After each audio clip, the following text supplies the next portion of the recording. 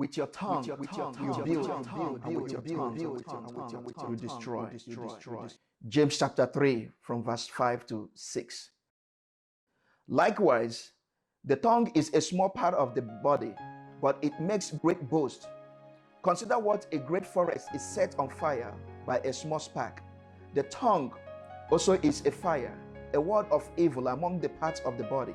It corrupts the whole body, sets the whole cause of one's life on fire, and itself set on fire by hell.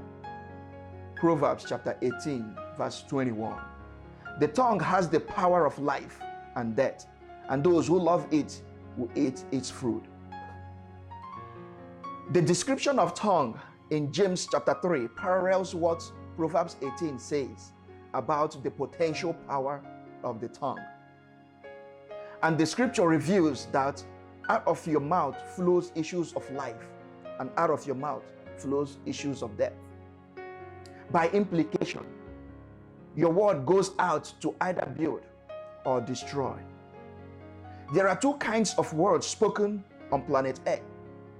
The words of men are either constructive or destructive.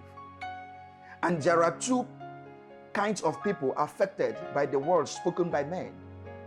You, the speaker, or the other person, the recipient. The words you speak today have the capacity to destroy you or build you up. It is scientifically proven that a child who grew up with a bunch of negative words spoken over his life will struggle to go beyond what has been registered in his brain. When he tries to go ahead in life, the invisible forces of negativity will pull him down. You create and decorate your future or destroy it by the words you speak today. The reason is because your word is a direct expression of your imagination. Your word is not different from what you are thinking, unless you are a lunatic. Your word is the direct reflection of what is in your mind. And your tongue is the pen with which you write what is in your mind. Your tongue produces words that brings death to your life in many ways. Lots of marriages have died because of what the partners said to each other in marriage. What do you expect in a marriage where the man beats down on the wife with harsh words, never accept his wrong, nor acknowledge his mistakes? No matter how spiritual, how cultured, and how mannered the wife could be, the brightness and radiance of her love in that marriage will begin to fade away. The heat of her passion for the man she loves will little by little decrease to lukewarm tolerance.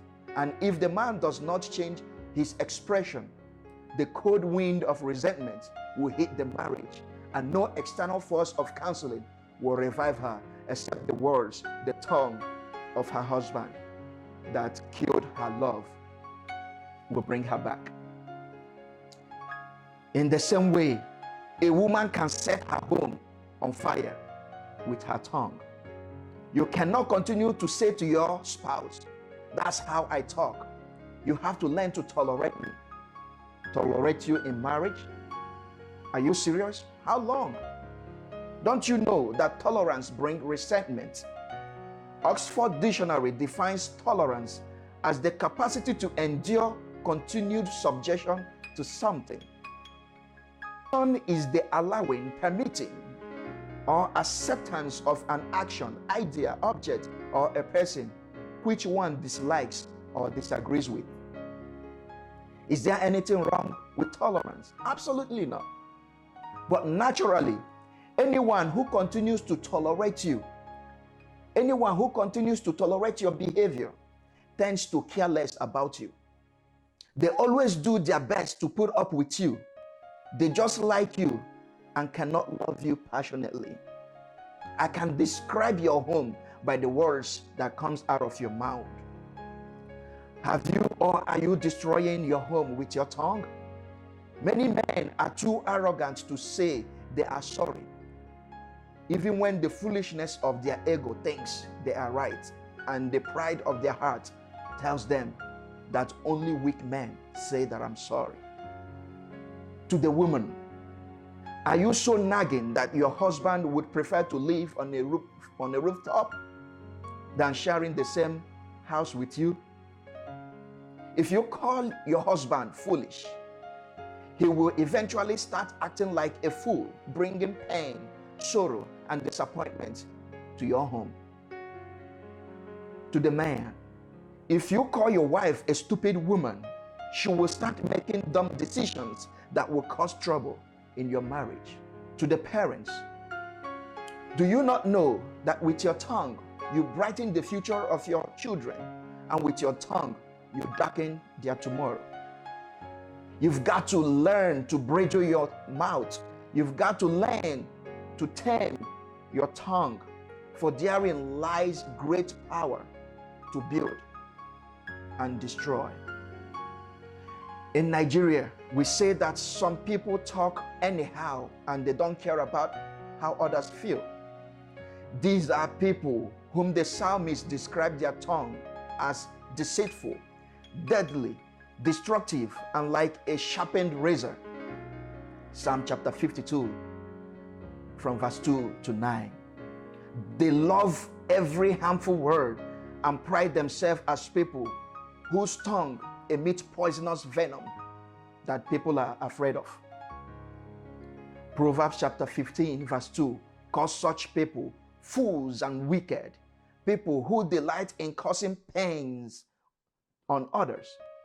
With their tongue, they shoot arrows of grief, as their mouth and word lie in wait for blood when it pierces deep into the hearts of people. I have heard people often say, I always say my mind every time. If I don't say it the way I feel about it in my mind, it will be a burden in my heart. So I will rather let it out and have a free mind. For real? You will let the poison in your mind out to kill and cause pains to others while you are free. You must be a wicked person. Must you say everything that comes to your mind every time? Only a fool does that. It is because of this foolish way of thinking that many women have destroyed the marriage of their children with their uncontrollable bad mouth. The question I'm asking you today is, have you been destroying, have you been afflicting people with your tongue? Have you been destroying? Have you been setting homes ablaze with your tongue? How many destinies have you destroyed with your mouth? Are you a serial killer bewitched by demons to cause pains on others? Is your mouth full of evil and your lips coated with deceitful speech? Nothing good comes out of your mouth. Are you not ashamed of yourself, gossiper? These are the ways of foolishness. I know to call you a fool would sound insulting, but Proverbs refers you as a fool because you are reckless. You are reckless. You go about slandering people. Your words are swift to produce evil, and the door of your lips is a gateway for sorrow and pain.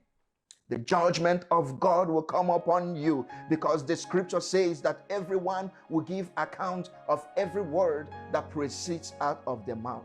Think about your life. Think about the pains you have brought on people. You should pray to God like the psalmist says in Psalm 141 verse 3. Set a guard over my mouth, O Lord. Keep watch over the doors of my lips. And this is the conclusion of the whole matter. Let your conversation be full of grace, seasoned with salt, so that you may know how to answer everyone. Colossians chapter 4 verse 6. Do not let any unwholesome talk come out of your mouth, but only what is helpful for building others up according to their need, that it may benefit those who listen to you. Ephesians chapter 4 verse 29. Learn to speak life to yourself. Learn to speak health to your body. Speak peace, speak love, speak unity to your marriage and strengthen the state of your union. Speak wisdom, speak knowledge, speak understanding, speak greatness, speak prosperity to your children. Learn not to say everything that comes to your mind, for in the multitude of words, sin abounds. A wise woman has filter in her mind and chooses her words prudently, but a foolish one is quick to let her folly out carelessly.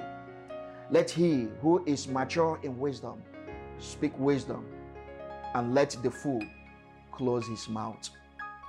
He who has an ear, let him hear the call of wisdom.